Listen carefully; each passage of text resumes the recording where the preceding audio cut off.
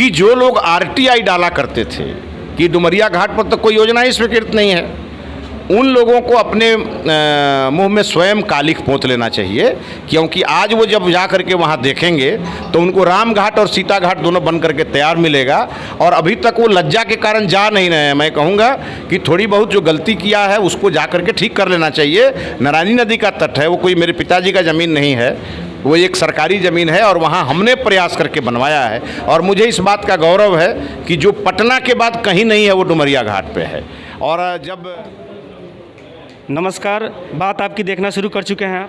बात आपकी में आपका स्वागत है। देश का आज महापर्व है, यानी कि 75वीं सालगिरह, यानी कि स्वतंत्र दिवस मनाया जा रहा है। पूरे देश आज तिरंगे के रंग में रंगा हुआ है। आज हमारे साथ यहाँ के भूतपूर्व यानी बैकुंठपुर के, जहाँ की बैकुंठपुर इसलिए प्रचलित है और इनका नाम मैं इसलिए जिक्र कर रहा हूँ कि इन्होंने एक बहुत महत्वपूर्ण काम किया है पूरे बैकुंठ वासियों के लिए, नहीं पूरे बिहार के और पूरे भारत को गौरव करने वाली बात है। पूरे देश का नाम इन्होंने रोशन किया है, देश ही नहीं पूरे दुनिया, क्योंकि लोग टूरिस्ट प्लेस के लिए भी वहाँ पे आएंगे आने वाले समयों में, जब तक वो तैयार हो जाएगा। इसी विषय में आज का विषय और पूरे रिलेटिव विषय में मैं इनसे बात करूँगा। तो सबसे पहले सर, आज स्वतंत्र दिवस है, उसके लिए 2 शब्द।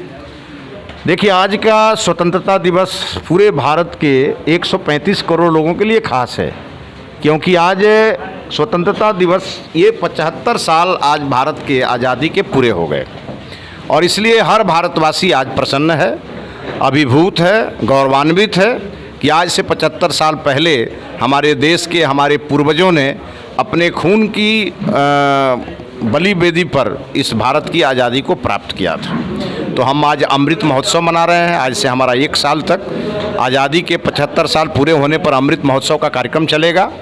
देश के माननीय प्रधानमंत्री जी ने इसके लिए आह्वान किया है, तो भारतवासी पूरी तरह से तैयार हैं सेलिब्रेशन के लिए। और यह सेलिब्रेशन हमारे लिए संकल्प का सेलिब्रेशन है कि 75 साल जैसे हमने देश को आज पूरा किया है, आने वाले दिनों में जब तक यह विश्व रहेगा, जब तक यह पृथ्वी रहेगी, जब तक हमारी सृष्टि रहेगी, तब तक हम भारत के तिरंगे को झुकने नहीं देंगे। भारत के तिरंगे का जो रंग है उसको हम धूमिल नहीं होने देंगे, बल्कि और तिरंगा उज्जवल होगा और भारत सशक्त होगा। तो चलिए मैं एक और चीज़ आपको ले लेता हूँ, क्योंकि देश का बात कर रहे थे। 3 नारा, आप 4 ना, पहले 3 नारे थे, अब 4 नारे लगा जाए, उसका के लिए क्या मुहिम है मोदी जी ने आप लोगों को दिया? देखिए, जब देश का प्रधानमंत्री कोई विजनरी व्यक्ति होता है तो वो अपना, जब लाल किले के प्राचीर से कोई प्रधानमंत्री जी अपनी बात को रखते हैं तो वो पूरा देश की बात को रखते हैं। आपने देखा होगा, जब से माननीय प्रधानमंत्री नरेंद्र मोदी जी इस देश की प्रधानमंत्री की कुर्सी पर बैठे हैं, तब से इस देश के प्रधानमंत्री के कुर्सी का जो महत्व है और बढ़ गया है। ऐसे भी इसका महत्व कम नहीं था, लेकिन मोदी जी के आने से महत्व और बढ़ गया है। मोदी जी ने पहले कहा सबका साथ सबका विकास, आपने देखा होगा इसका असर बहुत देश में हुआ। उसके बाद 5 साल के बाद उन्होंने नारा दिया सबका विश्वास। एक ऐसा वर्ग था जो हम पर विश्वास नहीं करता था, उसके लिए हमने इतने काम किए, उसकी सुरक्षा के लिए, उसकी समृद्धि के लिए, उसके उन्नति के लिए हमारी सरकार ने काम किया। तो मोदी जी ने एक तीसरा शब्द जोड़ा, सबका साथ सबका विकास सबका विश्वास। और आज मुझे बहुत ही प्रसन्नता है सुन करके कि आज माननीय प्रधानमंत्री जी ने सबका प्रयास का नारा दिया है, और उन्होंने आज से जो 3 विषय आ रहे थे, सबका साथ सबका विकास सबका विश्वास, आज से सबका प्रयास का नारा माननीय प्रधानमंत्री जी ने दिया है। और 135 करोड़ भारतवासियों का उन्होंने आह्वान किया है कि हम सबको प्रयास करना चाहिए कि भारत माता परम वैभव पहुँचे और हम विश्व गुरु का खिताब हम हासिल करें। चलिए, मैं आया आज स्वतंत्र दिवस है, उस पर एक और क्वेश्चन ले लेता हूँ। आप लोगों ने कुछ दिन पहले ऐलान किया था तिरंगा 100 मीटर का, तो उसके विषय में मैं आपसे जानना चाहूँगा। तिरंगा 100 मीटर का नहीं, तिरंगा हम लोगों के पार्टी का एक कार्यक्रम था जो हम लोगों ने 9 तारीख को, क्रांति दिवस जिस दिन मनाया जाता है, हम लोगों ने 9 तारीख को ही तिरंगा उत्सव पूरे बिहार में ही नहीं पूरे देश में मनाया। और आज हम सभी तिरंगा झंडा फहरा रहे हैं, और इसलिए उसमें तो जो हमारी घोषणा थी वो तो हमारी पूरी तरह तिरंगा उत्सव के रंग में हम दिख रहे हैं। डुमरिया पे कुछ ऐलान हुआ था जो कि राकेश पांडे जी शायद हैं, वो नहीं, 120 मीटर का तिरंगा ध्वज लगाने की बात थी। प्रशासन को उनके तरफ से एक प्रपोजल गया है, लेकिन गोपालगंज जिला प्रशासन थोड़ा सा हमको लगता है कि स्लो काम कर रहा है, और उसके कारण चूँकि बाढ़ और भी आ गया था, कई प्रकार की परेशानियां थी जिला प्रशासन को, लेकिन उसमें अब गति आई है। ये बात तय है कि हम सभी चाहते थे कि 15 अगस्त को ही वो तिरंगा वहाँ लग जाए और उसको हम लोग उसका अनावरण भी करें, लेकिन नहीं हो पाया। लेकिन कोई बात नहीं, जो 15 अगस्त को नहीं होगा उसको 26 जनवरी करके दिखाएंगे। बिल्कुल। चलिए, एक और सवाल मैं आपसे ले लेता हूं। अब आती है बात आपकी पार्टी की इसलिए क्योंकि एक फ़ोटो आप लोग का वो काफ़ी वायरल हुआ, जिसमें आपके जो जिला अध्यक्ष है विनोद सिंह जी, उन्होंने तिरंगा झंडा का अपमान किया, यानी कि उल्टा झंडा पकड़े हुए थे। किसकी गलती थी ये? देखिए, एक तो आप लोग जो बार बार कहते हैं कि अपमान किया है, कोई भारतवासी तिरंगा का अपमान कर सकता है? तो सर अरे भाई, उस दिन जो हम ही लोगों ने जुलूस को शुरू कराया था और हम लोग जुलूस को शुरू करा करके और दूसरे कार्यक्रम में चले गए, हमारे जिला अध्यक्ष भीड़ में चल रहे थे और किसी व्यक्ति ने, या तो देने वाला आदमी को समझ में नहीं आया होगा, या जब उनके हाथ में आया तो वो नहीं देख पाए होंगे, केयर नहीं किए होंगे। तो अब इसको आप मान के चलिए, कोई राजनीति का विषय नहीं है, हम सभी लोगों के निष्ठा का विषय है। झंडा को किसी ने उल्टा या तो हो सकता है कि उनकी छवि खराब करना चाहता होगा वो व्यक्ति, उनको माफ़ी मांगनी चाहिए, कारण हो, उन्होंने अपना खेद प्रकट किया, इसके लिए जिला अध्यक्ष ने खेद प्रकट किया और वो विषय वहीं समाप्त हो जाना चाहिए। व्यक्ति, कोई भी व्यक्ति हाड़ मांस का पुतला है, उससे कोई चूक हो ही जाती है, लेकिन अगर वो चूक मान ले तो ये विषय समाप्त हो जाना चाहिए। चलिए, मैं अब नारायणी रिवर फ्रंट पे आता हूँ। उसके लिए आपका क्या क्या प्रयास है? अभी तो मुझे जहाँ तक जानकारी है वो 20% साइट बना है। देखिए, नारायणी रिवर फ्रंट का पूरा प्रोजेक्ट जो था वो 86 करोड़ का था और उसका DPR बनवा करके हमने भारत सरकार को भेजा हुआ है। और बाद में जब कोविड का संकट आ गया तो पैसे की भी कमी सरकार के पास है, तो वहाँ से ये तय हुआ कि इसको हम लोग खंड खंड में बनाएंगे। तो लगभग 8 चरणों में वो पूरा होगा, जिसमें एक चरण में 9 करोड़ रुपया आया। आपने देखा होगा कि रामघाट और सीता घाट बनकर तैयार है। इसके बाद दूसरे चरण में 3.25 करोड़ रुपया आया, उसका भी टेंडर हो गया, टेंडर स्वीकृत हो गया, एजेंसी अलॉट हो गई। अगले 10 से 15 दिन में आप देखेंगे कि जब माननीय प्रधानमंत्री जी इस प्रकार की योजनाओं का लोकार्पण करेंगे तो उसी समय उसका शिलान्यास भी होगा। और मुझे जो लगता है कि इस महीने के अंत तक या अगले महीने में जो बैकुंठ धाम बनाने का मेरा सपना था वो शुरू हो जाएगा। एक परंपरागत सौदागरी और एक विद्युत सौदागरी, 2 सौदागरी वहाँ बनाए जा रहे हैं। हिंदुओं के लिए सबसे बड़ा ही पवित्र स्थान है डुमरिया घाट।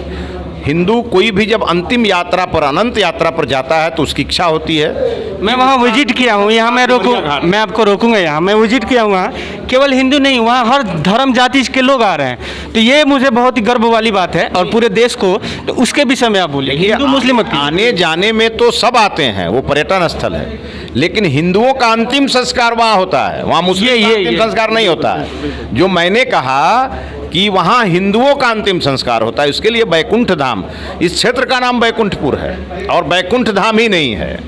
तो मेरी मुहिम बहुत दिनों से चल रही थी, लेकिन मैं अब सफल हुआ हूँ। थोड़ा सा विलम्ब हुआ, बीच में कोविड का संकट आ गया, हमारे क्षेत्र में 2 बार बाढ़ आ गया और जो हमको सहयोग मिलना चाहिए था लोकल स्तर पर नहीं मिला। कई हमारे यहाँ मित्र भी हैं जो हमसे लड़ते रहते हैं, हमसे लड़ते लड़ते वो विकास से भी लड़ने लगते हैं, वो नई नई योजनाओं का भी विरोध करने लगते हैं। मैं उनको भी शुभकामना दूंगा। चलिए, वो भी अपना काम कर रहे हैं, मैं भी अपना काम कर रहा हूँ। मुझे इस बात का कष्ट है कि अगर इसमें अवरोध नहीं आए रहते तो 5 साल जब मेरा विधायक का टेन्योर था तो मैं उसका बैकुंठ धाम भी बन करके तैयार हो जाता। लेकिन मैं उन लोगों को आज स्वतंत्रता दिवस के अवसर पर कहूँगा कि जो लोग RTI डाला करते थे कि डुमरिया घाट पर तो कोई योजना ही स्वीकृत नहीं है, उन लोगों को अपने मुंह में स्वयं कालिख पोंछ लेना चाहिए, क्योंकि आज वो जब जा करके वहाँ देखेंगे तो उनको राम घाट और सीता घाट दोनों बन करके तैयार मिलेगा और अभी तक वो लज्जा के कारण जा नहीं रहे हैं। मैं कहूँगा कि थोड़ी बहुत जो गलती किया है उसको जा करके ठीक कर लेना चाहिए। नारायणी नदी का तट है, वो कोई मेरे पिताजी का ज़मीन नहीं है, वो एक सरकारी ज़मीन है और वहाँ हमने प्रयास करके बनवाया है। और मुझे इस बात का गौरव है कि जो पटना के बाद कहीं नहीं है वो डुमरिया घाट पे है। और जब अयोध्या से जनकपुर में पर्यटक आने जाने लगेंगे तो एक रात का विश्राम वो डुमरिया घाट पे करेंगे, वो हमारी बड़ी तैयारी चल रही है। और आप देखेंगे 2023 में जब रामलला का भव्य मंदिर बन जाएगा और जनकपुर में माँ जानकी का भी मंदिर जब पूरा तैयार हो जाएगा तो देश नहीं दुनिया आएगी अयोध्या और जनकपुर में। तो जब दुनिया अयोध्या आएगी और वहाँ से जनकपुर जाएगी तो उसका रास्ता भी हमने बैकुंठपुर होकर के बनाया है, राम जानकी पथ से हमने जोड़ लिया है बैकुंठपुर को। तो जितने भी श्रद्धालु पर्यटक आएंगे उनको हम एक दिन रोकेंगे डुमरिया घाट पे। और राम जी जब आकर के रुके थे तो पर्यटक स्वयं रुकेंगे, लेकिन पर्यटक के रुकने के लिए जो व्यवस्था होनी चाहिए उसकी हमने शुरुआत की है। हम वहाँ नारायणी आरती शुरू कराएंगे, वहाँ पर बड़े बड़े होटल्स बनेंगे, वहाँ रिसोर्ट बनेगा, वहाँ वाटर पार्क होगा, वहाँ पर अटल स्मृति उद्यान बनाने की हमारी 1.5 किलोमीटर की योजना है। हम वहाँ कैफेटेरिया बनाएंगे, वहाँ एमपी थिएटर बनाएंगे। कल तक जो डुमरिया घाट लोगों के लिए एक स्मशान घाट के रूप में जाना जाता था, आज आप देखेंगे कि अब तो शुरू हो गया है। मैं देख रहा हूँ लगातार जो नवयुवक हैं अब तो जन्मदिन अपना डुमरिया घाट पे मना रहे हैं। तो अब धीरे धीरे हम माँ नारायणी का आशीर्वाद हम सबों को प्राप्त है। और नदी केवल बाढ़ के लिए नहीं है, नदी हमारे लिए समृद्धि का भी प्रतीक है। कई जगह मैं जानता हूँ देश में जहाँ पानी नहीं है उसके चलते लोग मर रहे हैं, हमारे यहाँ थोड़ा ज़्यादा ही पानी है तो उसका जल का प्रभाव, पानी से मर रहे हैं नहीं, जल का प्रभाव और जल का अभाव, इन दोनों के बीच जो सामंजस्य होना चाहिए उस पर हम लोग काम कर रहे हैं कि ताकि कोई अतिवृष्टि से डूबे नहीं और कोई सूखा से फसल खराब ना हो।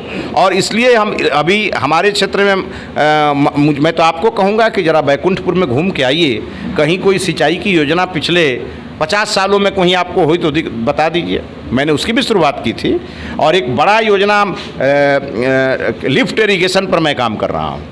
और चूंकि आज मैं एमएलए नहीं हूँ, मैं हाउस में मैंने हंगामा नहीं कर सकता, लेकिन सरकार में बैठे हुए जितने लोग हैं सब हमको जानते हैं। मैं जब कोई बात कहता हूँ तो लोग सुनते हैं और मेरे चुनाव हार जाने के कारण मेरे विकास की जो हमने अपने काम को शुरू किया था वो रुकने वाला नहीं, वो मैं लगातार करते रहूँ। चलिए, सुरक्षा के लिए क्या वहाँ देखिए 2 घटनाएं वहाँ हुई। नहीं, देखिए, एक तो लोगों को अल्प ज्ञान है। जब वो घाट बनकर तैयार हुआ तो मैंने यहाँ के माननीय विधायक जी का एक पत्र देखा था जिसमें उन्होंने लिखा था कि किसके आदेश पर ये चालू हुआ। अरे भाई, विधायक आप हैं, आप ही को आदेश देकर चालू करा देना चाहिए था। तो आप तो आज तक उधर गए भी नहीं, क्योंकि आपको तो लगता है कि तो भारतीय जनता पार्टी का कराया हुआ है और आप कुछ करा नहीं सकते हैं। तो चिट्ठी भी लिखने में 1 महीना की देरी हो गई उनकी। वो शायद इंतजार कर रहे थे कि कोई घटना हो जाए तब हम चिट्ठी लिखें, क्योंकि राजनीति करनी है, उन लोगों को तो काम करना नहीं है। लेकिन वो सावन शुरू होने के पहले ही मुझे अंदेशा था कि इतना सुंदर घाट बना है, लोग बिना उद्घाटन का जाके उद्घाटन कर देगा। अब यही हुआ। लोग, चूंकि आज तक लोगों को ऐसी सुविधा मिली नहीं थी, जब एक भव्य घाट लोगों ने देखा तो वहाँ जाकर के लोग स्नान करते हैं तो कौन रोकेगा उनको, जाकर के लोग वहाँ जल भरते हैं तो ये अच्छी बात है। लेकिन अभी उसका हैंड ओवर टेक ओवर भी नहीं हुआ है और हैंड ओवर टेक ओवर की प्रक्रिया चल रही है। मेरे ख्याल से 1 सप्ताह में हो जाएगा। तो जो माननीय विधायक जी हैं, मुझे तो यहाँ से 8 महीने पहले मैं यहाँ से हार चुका हूँ, तो 8 महीने पहले तक हमारी जिम्मेवारी थी, 8 महीने के बाद उनकी जिम्मेवारी है। अब वो पता नहीं किन काम में कलकत्ता वगैरह घूमने चले गए थे, इसलिए उनको फुर्सत नहीं मिला होगा। और सावन का महीना सबको मालूम है कि गंगा घाट पर लोग जाते हैं स्नान करने।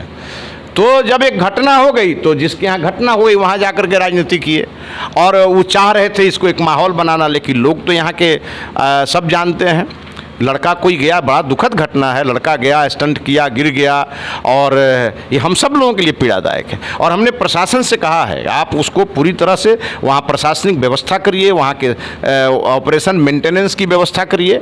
इन सब चीज़ों के लिए 1 महीना पहले मैंने पत्र लिख करके डीएम को कहा। परिवार से मिले आप?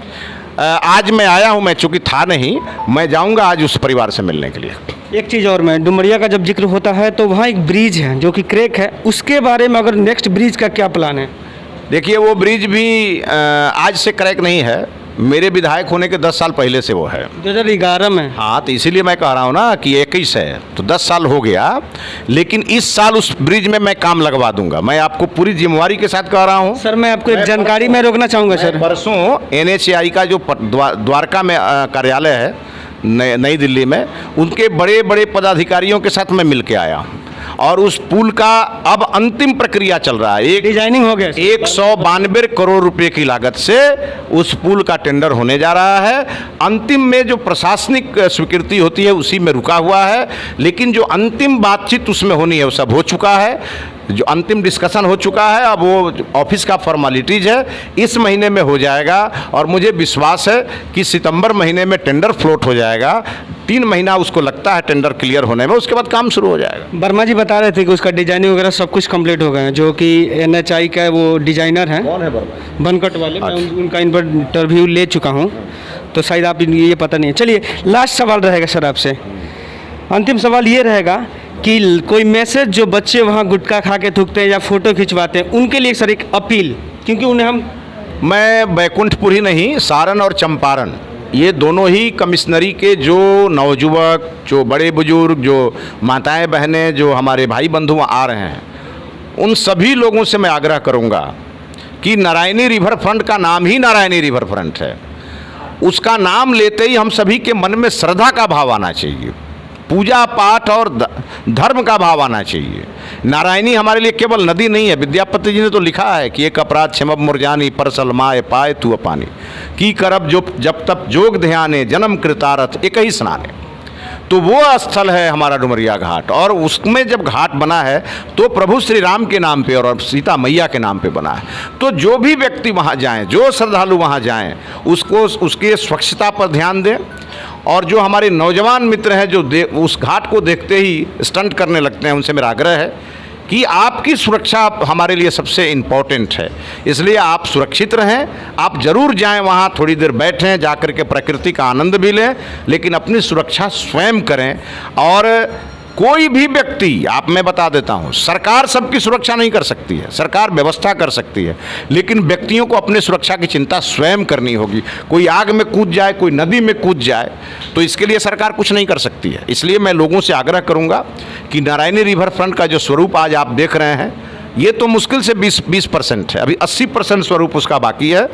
और मेरी पूरी तरह से मेरा प्रयास है कि अयोध्या और जनकपुर के बीच में एक सबसे बड़ा टूरिस्ट स्पॉट, सबसे बड़ा आध्यात्मिक स्थल और सबसे बड़ा धार्मिक स्थल के रूप में डुमरिया घाट विकसित होगा।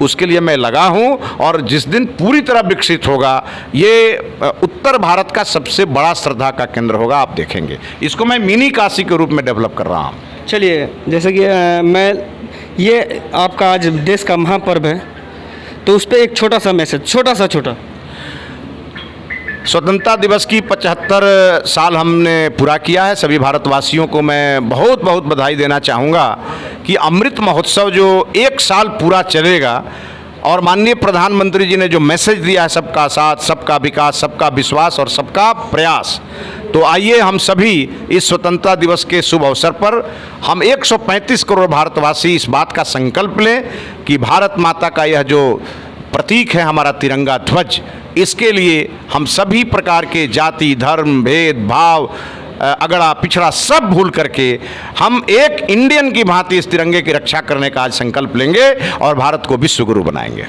चलिए, ये थे यहाँ के भूतपूर्व विधायक, और इन्होंने जो नारायणी रिवर फ्रंट का शिलान्यास किया है वो लगभग 20% काम पूरा हो चुका है। तो मैं दीपक सिंह कश्यप, और आप देख रहे थे बात आपकी, मैं कैमरामैन करण सिंह के साथ।